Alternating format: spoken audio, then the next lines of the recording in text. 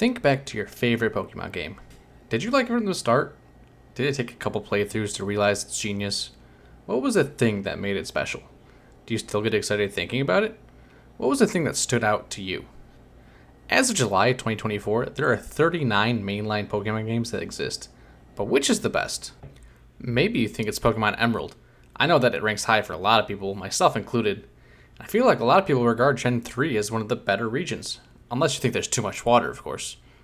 For me, Emerald will always hold a special place due to my childhood memories of the game, and I always remember the cutscenes with Groudon, Kyogre, Rayquaza, but I still don't think it's the best. What about something newer? Maybe Pokemon Legends Arceus is the best. I absolutely love the different views on Pokemon in this game. The catching was so much fun and the world was awesome to explore, especially with the threat of death, I guess? Which, by the way, a Pokemon horror game would be such a cool thing. That should definitely happen. The biggest thing holding Legends back was the battling for me. The different styles kind of confused me a bit, and the turns didn't really make much sense, but overall I'd say that game was pretty awesome. But still not the best. Maybe your favorite is Black and White 2, which fixed some of the problems people had with the original Black and White, as well as added some old mons, continued the previous story, and came with a nice level of difficulty. They also added the Shiny Charm, which I know made a lot of people's lives easier, mine included. But still not the best. Maybe you're a Gen 1er. What about the original Red and Blue? These, in my opinion, should always be highly regarded, not necessarily as great games, but because of what they created. Pokemon would not exist without these games, and thus, they should always be mentioned when talking about the best, even though there's definitely some better ones. But let's face it, you probably saw the thumbnail, you know where I'm going with this. Heart Gold and Soul Silver are the greatest Pokemon games ever created. Mainline, that is. Let's go through these remakes and discuss each reason that lends to the overall greatness of these Gen 2 remakes. Let's start off with probably the biggest factor out of all of them, nostalgia. Nostalgia is a sentimental longing or wistful affection for the past, typically for a period or place with happy personal associations. So basically, you think back to something and it makes you really happy. And that's kind of all nostalgia is. And that's what Heart Gold and Soul Silver are for me. I have so many fond memories of this game. I spent so much time in them as a kid. I think it was probably at least 500 hours, probably more.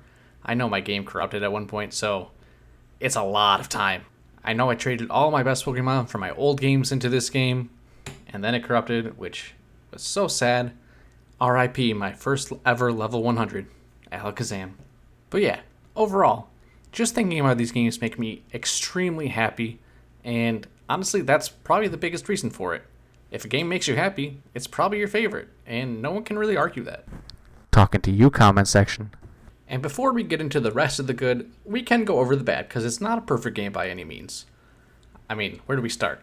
We got the pretty bad level curve. Not even pretty bad, it was awful, let's be honest. We're not fooling ourselves. We have the fact that most of the gym leaders didn't have Johto Pokemon. I always thought that was weird, and so does everyone else. Just have a goddamn Johtomon. If I wanted to play against so much Kanto, I would have just played Fire Red or Leaf Green. Come on. And the last one I'll mention is the plot. I mean, I kind of appreciate it that it's not all over the top, the end of the world's coming, but it was just Team Rocket again, so let's be honest, it wasn't that great, but it was still fun. Now let's get back into what made these games awesome. And I even learned some new things when researching for this video, which I thought was even awesomer. I know that's not a word, it's fine. Let's start with the updates from the original Gen 2 games to these remakes, such as all the new Pokemon from Gen 3 and Gen 4. Now, I know you can't get them all, right off the start, but eventually you can, and that does make a difference in the overall length of the game because you're going to want to play for longer to get all the new Pokemon, or at least that's what I did, hence the 500 plus hours I spent in it. In total, there are 493 Pokemon after obtaining the National Dex, and just keep in mind, that is more than you get in Sword and Shield. 8 generations worth of Pokemon, and Gen 4 had more. Yikes. There was also a more expansive Safari Zone, allowing certain Pokemon to be caught earlier than in the original games, such as Larvitar, I believe, off the top of my head. And since I kind of mentioned it in the bad things, I'm actually going to also include it in the good things, and that is the region overall. Now, I know it's not great story or whatever, but the region it's decent. There's nothing crazy about it. There's no, cataclysm like I had mentioned earlier. It's just a good region that you want to explore. And it has a lot of good, like, standout spots, I think. Like the Lake of Rage, where you find the shiny Gyarados, which is, that blew my mind as a kid. Why is that Gyarados a different color? I don't know. It's awesome, though. Or there's the Burnt Tower, the Ruins of Elf, etc.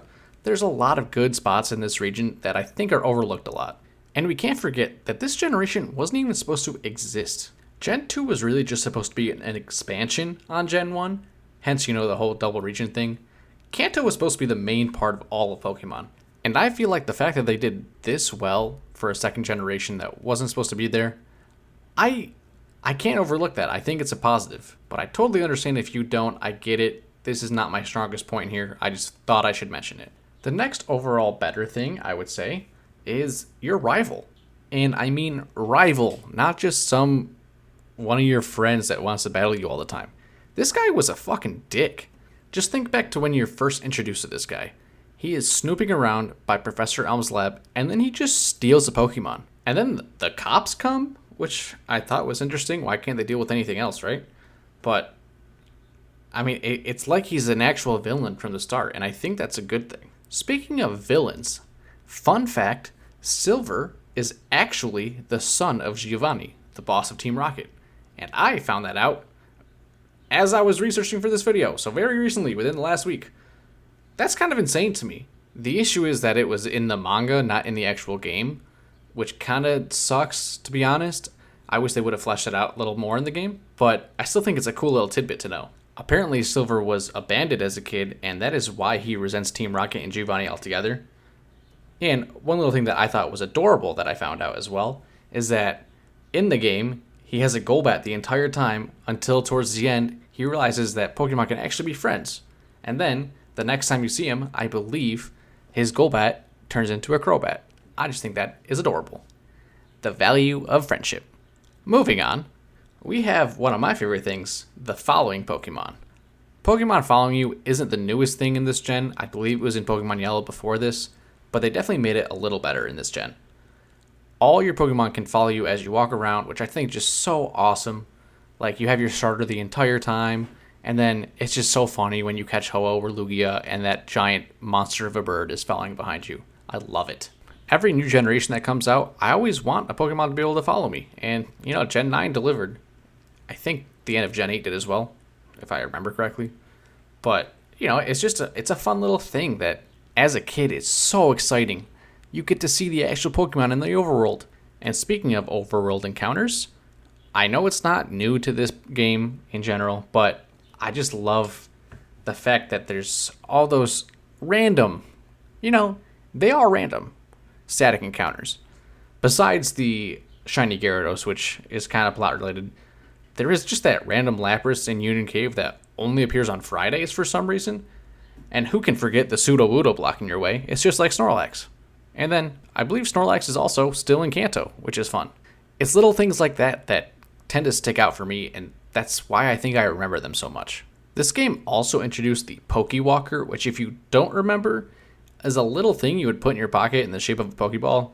You could move one of your Pokemon into it from Heart Gold or Soul Silver, and then you could walk around with it. It would gain experience, you could get items, you could find wild Pokemon. It was more or less the first version of Pokemon Go, and that's pretty damn awesome in my eyes. Another thing in this game that kept me playing and coming back to it all the time were the little mini games, which you might not remember. The Pokeathlon and the Voltorb Flip game were revolutionary to me as a kid for some reason, and I don't know why. Voltorb Flip was just a little math game, kinda. I don't know how to explain it. You just flip over the Voltorbs and you get coins, and I think you can exchange them for Pokemon. It was like the new Game Corner, and I loved it as a kid. I still find myself playing that occasionally. And fun fact, there's a web browser where you can do it all the time. Cool. And then there's the Pokeathlon, which, oh my goodness, I think I spent at least 200 or 300 hours just in the Pokeathlon. It's just a bunch of little mini games. It's like the new contest. It's a better contest, in my opinion, that they never brought back. In it, you submit 3 of your Pokemon, and you can enter a skill-based game, based on strength or speed or stuff like that. So you want to bring the appropriate Pokemon. And then you just put them into these little mini games, and the better you do, the more things you earn, and then you can earn PP ups, evolutionary items, blah blah blah, all the good items that you couldn't really get normally. And yeah, I just loved it. And the last thing I'll mention here is the post game. I thought the post game was pretty awesome. Besides the gym leader rematches, which is also a good plus, you get to explore a whole nother freaking region in Kanto. That was always so awesome. I always wanted a game where you could go to every single region. I know that's so implausible right now with so many of them, but the fact that you could do that so early on with Gen 2 and Gen 1, it's just freaking cool, dude. I don't know. I would love to be able to experience that for the first time again. And there's also the Battle Frontier. I didn't spend too much time in that, but I know a lot of people love it. And then, who can forget Red? On the top of Mount Silver, you get to face Red. You know, the protagonist in the first game. He's super high leveled, almost level 100. You know, as a kid, it's like the most epic thing you can ever do in this game. And, you know, it's just... man, I don't even know how to explain it. It's just awesome. I know I keep saying that, but it's just so awesome. I'm 25 and I can't put into words how much I love this as like a 10-year-old or whatever I was at that time. But I think this is all going back to that nostalgia point I mentioned earlier. It makes me happy to think about it, and that's all that really matters, right? I don't care if you agree with me or disagree with me. Everyone has their favorite for their own reasons. This is mine. I just tried to explain why. If you agree with me, great. If not, oh well. Either way, you should definitely like this video and comment down your favorite generation or your favorite Pokemon. I don't really care. Just say something. Say hi. Say something nice to somebody. Be a good person. But that's all I have for you right now. So until the next time, have a great one.